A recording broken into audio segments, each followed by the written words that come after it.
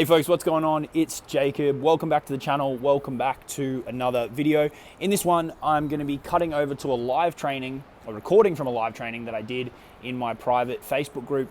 And it's going to be walking through two different conversation frameworks that you can use in your Facebook organic marketing, okay?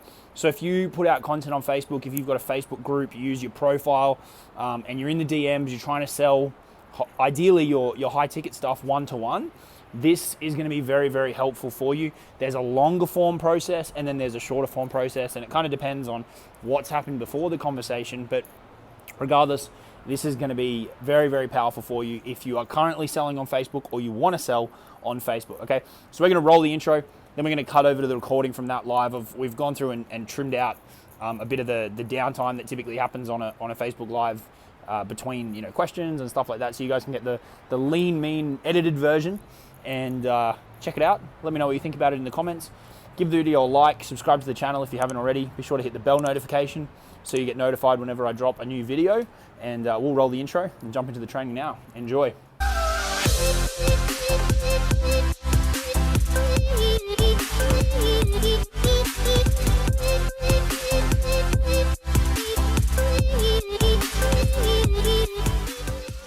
We're going to be chatting today about conversation frameworks, and two that we use every day in our business to close sales. There's really three main things I want to cover. I want to go over some, important notes to remember when it comes to this stuff as a starting point and a bit of a level setter.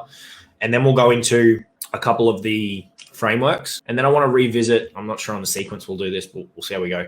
And then I want to revisit just the concept of the customer journey, because I think it's something that a lot of people forget on Facebook. I think they forget that, people need to go through a certain process, both logistically in terms of seeing your stuff and engaging and joining a group and joining your profile and having a conversation, all that kind of, like, logistically they need to go through a process, but mentally they also need to go through a process of becoming aware of you, becoming aware of their problems, becoming aware of the solutions that might be out there, becoming open to being pitched a solution, deciding that you're the best option for that, and then actually pulling out their credit card. And then a whole new process begins of actually getting people to do stuff.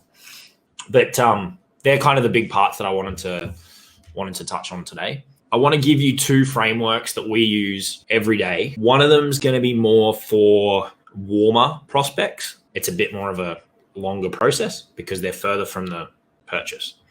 And then I'll give you a really short to the point one for hot prospects. Okay. Now, the other category is obviously cold, and we can talk about that in the customer journey piece, but they need to become warmer at least before you really move into these frameworks. And that can happen as a result of you having a bit of a conversation with them, you engaging with their stuff, them engaging with you stuff, a dynamic starting to form. The other thing I want to kind of pre-frame with all this is there's really two ways you can go about doing this stuff. You can either take the approach of accepting that a customer journey is a real thing and embracing that, and then working each day to kind of fill your pipeline and create the content and make the offers and having sales kind of knock in over time. Or you can go the very direct style, hard on the outbounds, and be really, really to the point. I've seen both work. We've done both. Ultimately, this is the model we use, but that's not to say that, you see a lot of people moaning on Facebook about people pitching them on the first message, and it's going to annoy people, but it's a model that still works, right? Like, I've had people who've hard pitched me in the first message, and I don't get personally offended by it. Like, I get they're in business. I don't really care. I'd actually, some cases, prefer it. So both models work, but this is more around, you're building your brand, you're building relationships, you're building connections, you're providing value, all that kind of stuff. And then over time, conversations converting into sales, as opposed to just, hardcore, straight up pitch every time. Alrighty. So hopefully you all can see that nice and clearly. So let's just tick through a couple of these important notes before we get into the frameworks and get into talking about the customer journey. Alrighty. So just a couple of important things to start with. Just remember that this piece is only one of 4, 5, depends how you look at your business, moving parts. And there's other things that need to be happening in order for this to all really come together. Major ones being you've got to be in the right headspace, right? And we'll talk about that, what that means. You've got to have a good offer, and typically, or at least using this model and not like the churn and burn and hardcore kind of pitch approach, you need content that's going to do some of the heavy lifting for you as well. Okay. So just keep in mind that, I think a lot of people get really jazzed up about scripts and conversation frameworks and stuff like that, which is good, but you also don't want to lose sight of the fact that it's only one cog in the overall machine. And you could have the most lethal, perfectly crafted script, but if your offer sucks or you've got no kind of content to back it up, you're still going to have a tough time. All right. So it needs to be part of an overall machine is really the important starting point. Item number 2 there, and this really ties into the mindset piece. If you are in a headspace of being needy, desperate, or you just straight up come across as a weird person, I don't care what script you've got, what framework you've got, what training. You could have personal training from Russell himself. You aren't going to sell stuff, right? Like some of the interactions that I've had with people, I'm just like, this is very strange. No, I don't like to use the word normal because I don't think normal is what you should aspire to be, but not being kind of weird and creepy is probably the best way to describe it. That will push people away. Rapid fire. Just communicate like you would if you were sitting next to me and we were having a chat. Be normal. Be cool, man. Be cool. Understand that the customer journey is a real thing. We're going to talk about this in a little bit more detail, and it should be embraced, right? You should embrace the fact that people need to go down this road. And if you can slow your roll a little bit and you don't have to convert everybody on day one, you're going to build a better and stronger pipeline for the long term, in my opinion. As I've said there, a sale not converted today is not dead.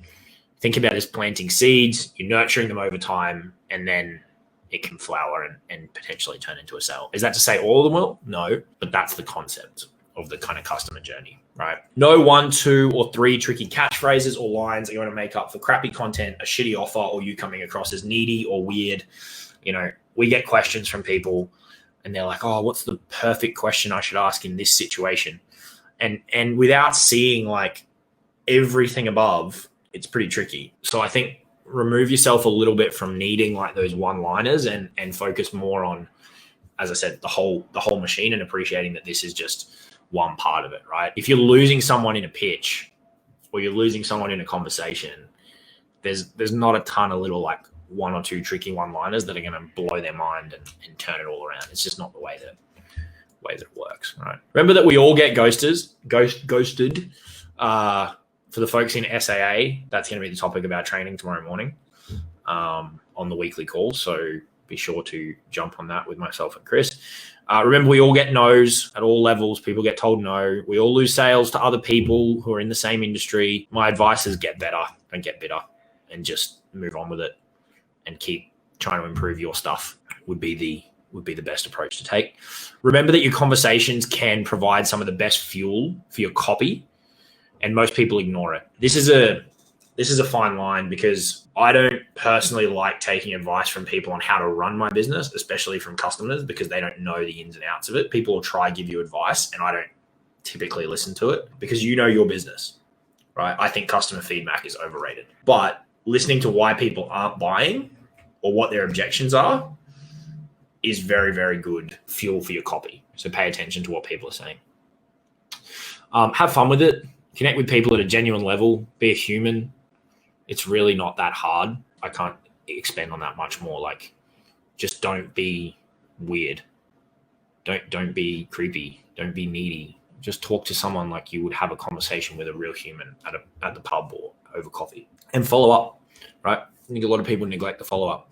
You can follow up directly, messaging them, and you can kind of follow up indirectly by keeping someone on your radar and engaging with their stuff. You'll be surprised how often, if you're waiting on a response from someone and then you go and engage with their stuff, it can prompt them to come back to the conversation. So just a couple of points, 8 points that I wanted to raise really quickly.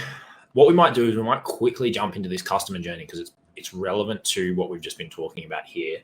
I'm happy to pause at that point and answer any questions if any folks have them. Otherwise, we'll quickly pull up this customer journey because I think it's important to kind of set the scene on this before we start talking about conversation frameworks. Has anyone got anything they want to ask or clarify or dispute? So Cody, this is kind of what I'm talking about, man. Like, you don't need to overthink this stuff. There's no like perfect answer here. Just go, all right, we spoke yesterday. Today is probably reasonable to engage, right? You're not immediately sliding back into their inbox and going, hey bro, make a decision. Just, what feels natural, right? Like, what feels natural to you? Is it a day? Is it 2 days? There's no like hard and fast rule of 12 hours is needy and 24 hours isn't needy. If you give people a day and then you engage with their stuff, I don't think you're going to come across as needy. I think you're just, showing them that you're still around. But find your groove too. And the other thing you can do is, like, if they have disappeared, but they're on your kind of radar or your hot list or warm list, at least, is if they've got stories or whatever, that gives you a perfect opportunity to slide into their DMs directly off a relevant piece of content that they've created, right? And you got to remember the psychology here. So we put out content, and as much as people go, I don't give a fuck about engagement, which may be true, reality is they want attention. Otherwise, they wouldn't be putting out content. So if you give people some love off their story, that can be a good prompt to keep the conversation going, because you're prompting them based on something they've put out, right? Something that's clearly important enough to them to publish. So just think about the psychology there. So typical customer journey, real quick. Let's just level set on this, because I think people lose sight of this in kind of the craziness that can start happening on Facebook. No, I don't think you need to do that, Cody. But we'll keep this conversation on track with what we're talking about here, and we can circle back to some of that other stuff later. So let's talk about the typical customer journey. People lose sight of this, I think, in kind of the craziness of what's going on Facebook. The relationship's going to kick off in one of a couple of ways. Either they're going to see your profile from you sending them a request, or from them sending you a request, or they're going to join your group from it getting recommended by Facebook, or maybe they've come from another platform and found you on Facebook, or they've come from another platform and found your group. One of those ways is going to kind of kick off the relationship or extend the relationship if they're familiar with you on YouTube, or they're familiar with you on email or whatever, right? So then you connect more directly. Either you get connected as friends, or they become a group member. And then these 3 and 4 are kind of interchangeable, and the sequence of events will depend.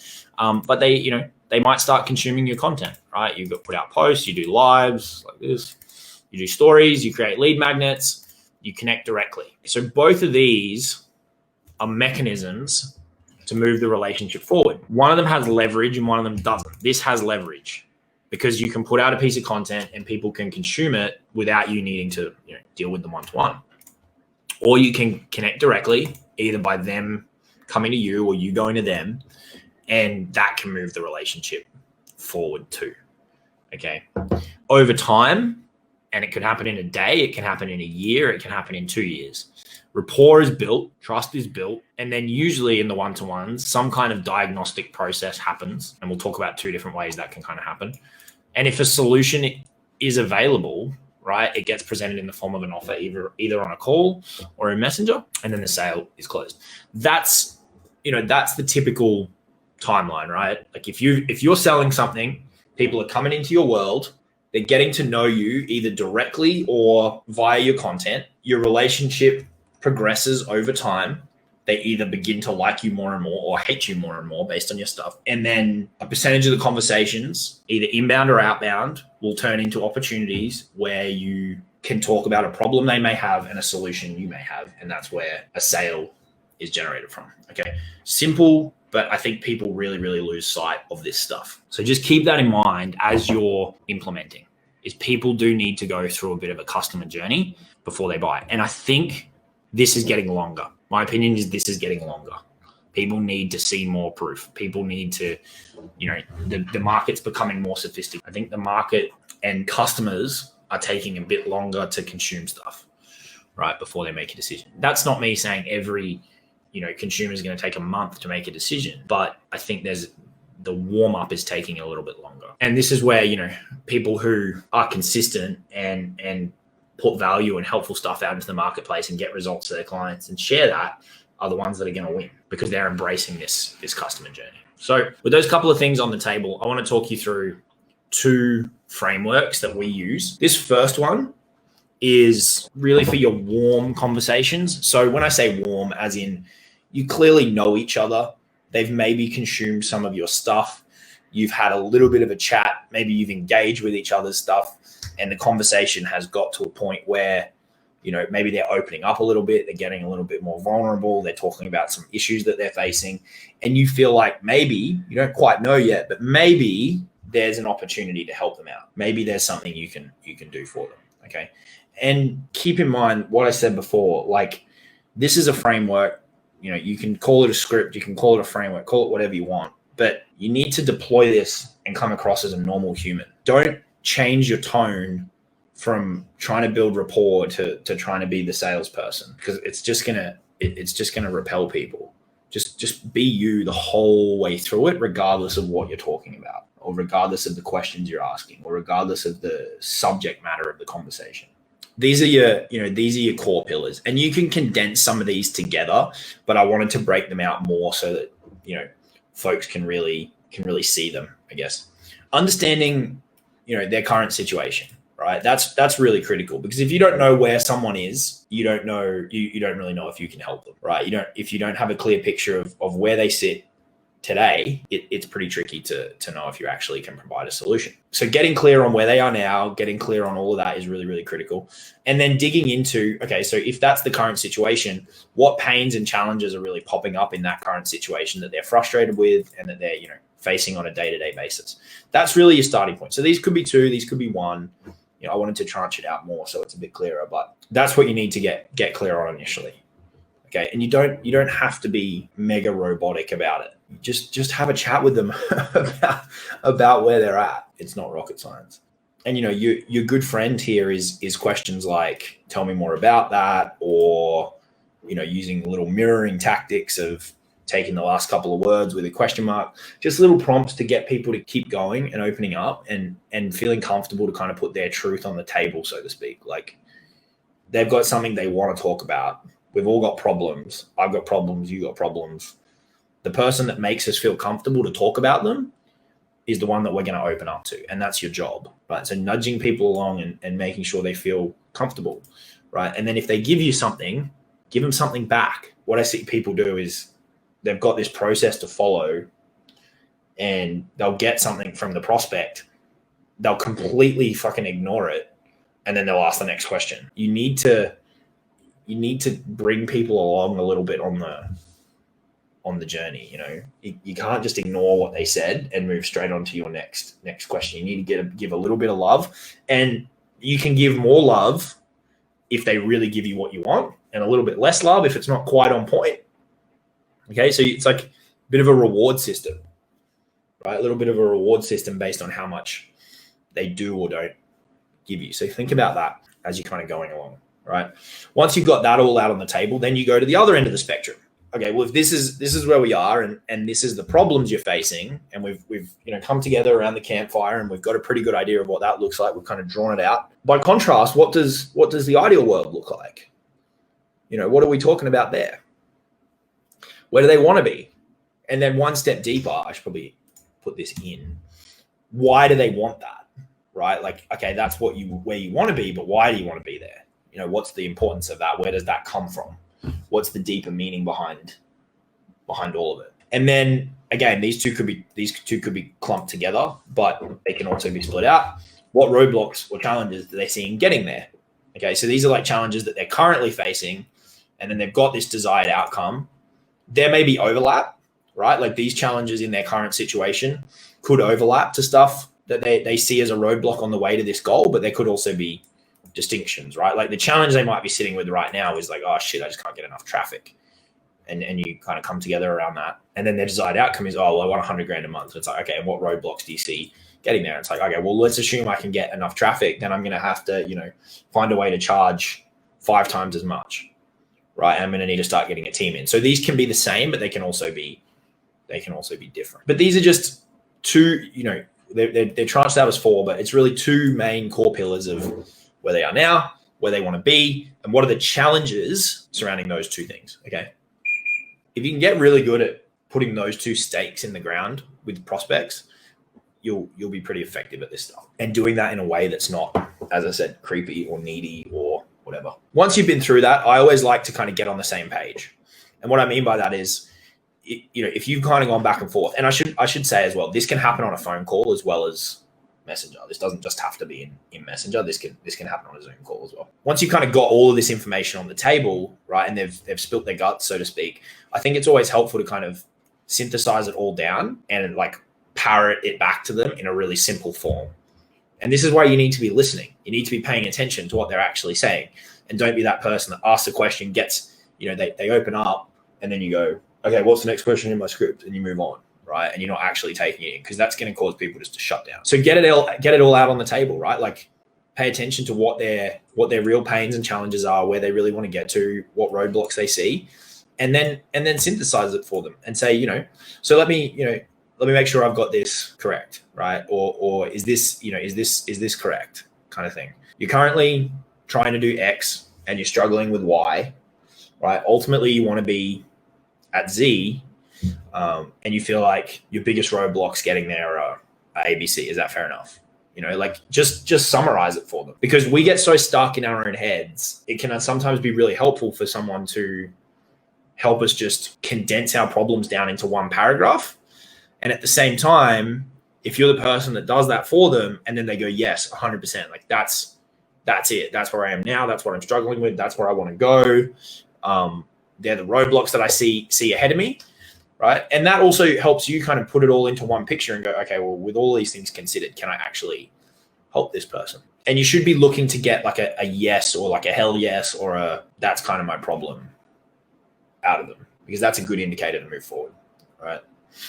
Then you get into the value add, or you can call this the plan. Your plan is really like you're typically going to be your unique mechanism, right? It's your roadmap for how you help people. So the roadmap we use in SAA is mindset, offer, conversion, and audience. It's become pretty well known at this point. I saw someone with another affiliate program using nearly the exact same one the other day. But what's your plan? What is your model? And that's where you say, okay, we can definitely help you with this, and this is our roadmap. You're not necessarily talking about your academy or your accelerator program or your whatever your product's called. You're saying, here's the roadmap. Like, if someone approached me, or we were talking, and they're wanting to get into the info game, I'd say, well, firstly, what we do is we look at, what assets do you have, right? Is there any opportunities there that we can utilize? And typically what we do out of the gate is we look to run some kind of campaign to test the responsiveness of your audience and see if we can bring in a quick influx of cash as a good, starting point for our relationship. From there, we'd work on crafting your core offer, dialing in your sales process for that offer, and developing a content plan that can kind of fuel that machine. That's our roadmap and our plan. I didn't say you'll get into our academy and then you'll get this video and that video. It's more, what's the plan? What's the roadmap? And then if, from 5 and 6, that sounds good to them, then saying, do you mind if I tell you a little bit more how that would work? And this is where you start getting into product, right? Or your offer more specifically. All right. And now this is where it can get a little bit, you can take it in quite a few different directions. If you're on Messenger, you can test out this little thing called an honor code question, which can work quite well. You can say, I've got a video that explains everything. Are you happy for me to drop that over? You can watch it. Let me know if you're in, out, or have any questions. That's a good little one to layer in there. You get a pre-commitment before you send something over. That'll help you with ghosters. If you're on the phone, it's not really something you can do. So I'll bracket that and say, this is really Messenger. But, you're getting to the pointy end here. Get permission to pitch, present your stuff, follow up as required. If they say they're in, get permission, send the links, collect payment. And then the other part to this is handling objections, which is really a topic for another day. So that's the first one. That's the longer framework that you can either do on Messenger or on a call with someone who is warmer, that isn't quite at the purchase point just yet. Anything on that one anyone wants to raise? Gian, I hope I'm pronouncing your name correctly. It could be one of a couple of things. It could be a genuine price objection. It could be that he doesn't see the value. It could be that he hasn't bought into the plan and doesn't see that plan as a solution for his problem. Or it could be that there's not significant enough trust built between you and him, or the program that you were presenting and him. Okay, so it could be one of a couple of reasons. Depending on how the conversation came to be in the first place, a good way to kind of circle back, if they're an inbound, a good way to kind of circle back is say, okay, no, that's cool, no problem. Do you mind just talking to me a little bit about what made you reach out in the first place? And that can be a good kind of reset back to the start and reminds them of the reason that they reached out. If you reached out, you don't really have that one in you. The other thing too is like, it's hard without seeing the conversation, but if he's said that, he's struggling with his funnel and not getting any traffic and it's not converting, and you were talking to him about the Facebook model, for example, right? And he's highlighted all these problems with what he's currently doing, and then you've presented a solution. There's nothing wrong with kind of highlighting the irony, I guess, of you've just told me all these problems with what you're currently doing and why it's not working and blah, blah, blah, blah, blah, blah, blah. But you're going to keep doing that until some later date when it all works. So you can say things like, if he says, oh, well, I'm going to just keep trying to make this funnel work, and then I'll look at this in the future. And you could say, okay, so tell me how that would work, and get them kind of to explain it. At that point, the sales slipping away a little bit, but you can recover it. Would you still recommend using email to push products as well as Messenger? Yeah, I mean, email's not going anywhere. I think for people starting, they should be more focused though. Like typically the sequence that I recommend to people in terms of building out a traffic or a brand ecosystem would be profile, then add your group. When you've added your group, that's when you start collecting emails. So you may as well add email on at that point. And then once that's humming along nicely, then you can look at adding more external traffic sources to push to email. And then the email can push back to the group and vice versa. So if you see all of my stuff, if people go to my profile or in the group, it pushes them to jacobcaris.com. That's where we collect the emails. And then off the back of that, you've got an automated sequence that pushes people to the Facebook group, pushes people to YouTube, pushes people to the podcast. So it's kind of the central front door for the business to then move people around the ecosystem. But they can really enter it at any point. But our goal is to get them back to email because that's how we communicate in a lot of ways and push people to different touch points and make offers as well. But beginning, I always say to people, just like start with the profile and keep it simple. Some people want to add the group straight away, which is fine, but it depends. It depends how much bandwidth you've got. This second framework is really, really simple. But one thing I see people muck up is they'll generate an inbound lead and the person will be like this close to buying. And then they'll circle back and like really dive into all this stuff and they'll kind of lose them. So this is one we use. It's a really simple process that we've adapted from a couple of different things. If we get an inbound, right? So, but this is, when I say an inbound, I don't mean like an inbound for a freebie. I mean like an inbound to buy something. They know there's an investment. Sometimes they know what the investment is. Sometimes they know what the investment is. And, but they know that they're walking into a conversation about a product, right? So they'll reach out. The call to action would be DM me or, click the link below or whatever. This is what we do. We have a couple of points, typically 2 or 3, that we qualify people on, right? So who is it for and who is it not for? And I would recommend that you have these for your program or your affiliate offer, right? And it really just shows that you won't sell to everybody. So for example, for our Rolodex, we typically say to people, thanks for reaching out. Before I send over the details, to avoid wasting your time, this program is really for folks who have at least a few hundred people in their audience, ideally on Facebook, and they've got an offer of over $500 that they want to sell more of. Have you got that covered? So they're just a couple of points of qualification straight out of the gate, right? And reminder, this is someone reaching out who wants info about a product specifically. Okay, so they're close to the whole. If they say yes, you can proceed. If they say no, that's an opportunity to sometimes pivot back to this framework, right? And because they're saying, I don't have those things, right? So that's they're talking about their current situation. So it can be a good way to circle back here. Then you can go through this framework, right? You've got that roadmap there to talk to them about their current situation, their current struggles, where they ultimately want to be, right? Because chances are, if they're saying no to those qualifying things, they aren't where they want to be. So this is a good opportunity to pivot back into this, and then you could potentially sell them into something else. What I hope is coming across to you all is about being flexible in this, right? I'm talking about being human. I'm talking about not being weird. Being flexible and nimble like you are in a conversation with someone in the real world, right? Like you don't bump into a friend on the street and you fucking pull up like, all right, here's the 3 questions that I might ask, right? Because of social convention, you might ask, how's the kids? How's your wife? How's your husband? Right? How's the job? How's the dog? Or how did the house move go? Right? Like, there's certain things you're going to talk about, and it's kind of similar here. Does that make sense? So that's a good one. Qualify them, right? If yes, move forward. If no, you can circle back and go through more of a diagnostic process.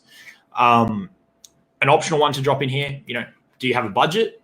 You can leave this out if you want, because the next part will typically kind of deal with it itself, but some people like to layer it in. That honor code question, if they go, yep, I've got those things, you can go, awesome, I've got a video, I've got a document that explains everything. Are you happy for me to drop it over? Then you send the sales materials, which will typically have, the investment in it, and then follow up as required, right? If they come back and they go, no, you can try and handle objections. If they say maybe, you can handle objections. If they say yes, say, awesome, are you happy for me to send over the link? Collect payment, again, follow up as required at every phase, and close the deal. That's a really simple framework for inbounds. That's when you're putting out content that directly deals with the product, and you're giving people a call to action to reach out about it. And it nicely segues into this one when it's not the perfect fit, and that's not by chance, right? That's done that way on purpose. So they're really the 2 major ones that we use. The only other one would be, and it's one I typically just pull out if I'm really, really busy and I don't have time to have a conversation in Messenger, is I'll send a link for like a strategy session, only if I know the person's got budget and I know that I can definitely help them, because otherwise I don't really want to book out 45 minutes in the calendar. So that comes down to having a bit of a pulse on the audience as well. Brian's asking, once you send them the video, how long do you wait? I'll give it a day, typically. The other way you can approach it, Brian, is you could say something up here like, in this part, I've got a video that explains everything. Have you got 15 minutes to watch that now if I send it over? And that way you're kind of getting the commitment that they'll do it now. And then if they go, yep, got 15 minutes, then you could use a modified version of this, right? So you could 2-stage this and say, and I'm working with you guys on the fly here, so bear with me. So I've got a video that explains everything. Have you got 15 minutes to check that out now? And if they go, yep, they go, yes, proceed. If they say no, say, no problem, drop me a message when you've got the time and I'll send it over. So if you want to just only get it in the hands of people who can watch it now, you can try that. And then if they say, yep, right, you can go, awesome. Once I send it over and you check it out, in out or have any questions. Cool. And you're getting commitment. And people think that this is annoying, all these steps. It's actually like really detached, because what they're used to is, especially in this process, call to action, DM me if you want to discuss product X, and then they go, hey, Jake, can you tell me about SAA? And they're used to just link getting thrown down their throat. So this is actually quite a powerful process, because you're kind of pulling back. You're going, whoa, do you have this? Right. Okay, well, I got this thing. Can you look at it now? No? All right. Hit me back when you can.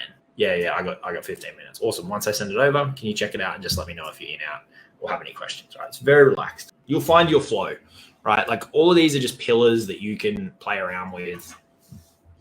You'll ultimately find your kind of flow with this. And I guess just to prove the point that both of these work, we've done hundreds and hundreds and hundreds and hundreds of thousands of dollars with both of these frameworks. So it's not like one works better than the other. It's like you're on the golf course. Which club are you pulling out for which situation? right? Like imagine, and I'm taking liberties from Travis Sago's golfing analogy here around customers, but imagine this: someone's reaching out, going, "Hey, can I get some info about product X?" Right? That's like them being on the green. You're not going to walk up with a driver and whack the thing 200 meters. You're going to get your putter out and you're going to tap it in, right? And that's why this is a lot more condensed than this, because these people are further back on the fairway, right? Which is why these people are warm and these people are hot. And what I'd encourage folks starting out is try both the phone and messenger and find what works best for you. Some people are going to do better going content messenger close. Some people are going to work better going content messenger phone close. Some people are going to work better going content messenger to like really close and then maybe like a 10-minute chat and close. Like we've done all of those and they all work, right? They all work. Don't buy into the fact that like, oh, this doesn't work, this script doesn't work and that script doesn't work and I've got this brand new fucking thing that's amazing. Like they all work, right? This framework up here is like so tried and true. And if anyone tells you that this doesn't work, that they're on another planet, because this is like 1 million years old and works. It's never not going to work, because people buy stuff to fill a gap, right? To fill a gap between where they are and where they want to be. That's why we buy things. So this is never going away. You just got to put your own language around it and your own style. How I talk is probably not how Kevin's going to talk, or how Cody talks, or how Brian talks. And there's only so many ways you can say this to people. It's like, be yourself, be you, be normal, have fun with it, right? Like, if you make this really painful, it's going to be really painful.